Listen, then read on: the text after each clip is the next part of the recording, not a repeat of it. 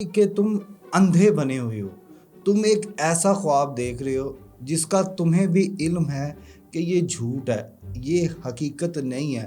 تم جانتے پوچھتے خود کو اندھے بنائے بیٹھے ہو. تم ایک انسان کے لیے کوشش کر رہے ہو، محنت کر رہے ہو، اسے ہر درجے کی فیسیلیٹیٹ کرنے کی کوشش کر رہے ہو، جبکہ تمہیں پتہ ہے کہ وہی انسان ہے جو پہلے گھنٹوں میسیجز کرتا تھا، روزانہ کال پہ بات ہوتی تھی، اب اس کے پاس ٹائم نہیں ہے. لیکن جب اٹینشن فوکس لوگ پیچھے لینا شروع کر دے تو یہ ایک پوائنٹ ہوتا ہے آپ کے سمجھنے کا کہ آپ نے رک جانا ہے. لیکن یہاں پہ آپ کی غلطی یہ ہے میرے بھائی کہ آپ نے مزید اٹینشن دی، مزید فوکس کیا، مزید اس کو روکنے کی کوشش کی. تم محبت نہیں کر رہے تھے، تم کاروبار کر رہے تھے.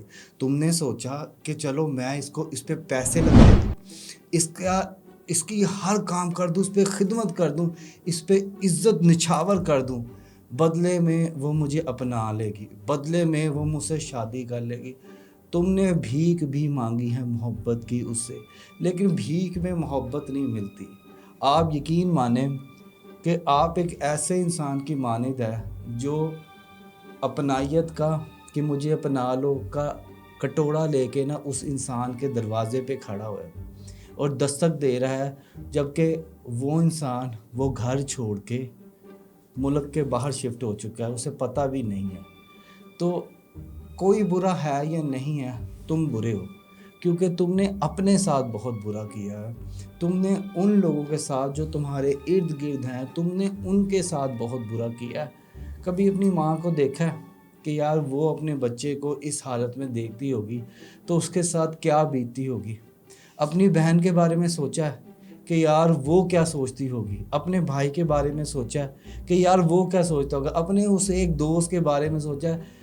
اس لڑکی کی وجہ سے تم نے اپنے اس دوست کے ساتھ بھی لڑائی کی ہے، کیونکہ تمہارا دوست تمہیں آئینہ دکھاتا تھا، تمہیں سمجھاتا تھا، اور تم نے اس اپنے ایک واحد دوست کو اگنور کر کے، اسے ذلیل کر کے، اسے اپنی زندگی سے گیٹ آؤٹ کروا دیا اور اس لڑکی پہ یا اس لڑکے پہ یقین کر لیا. تو میرے بھائی، آپ اندھے ہوئے ہیں.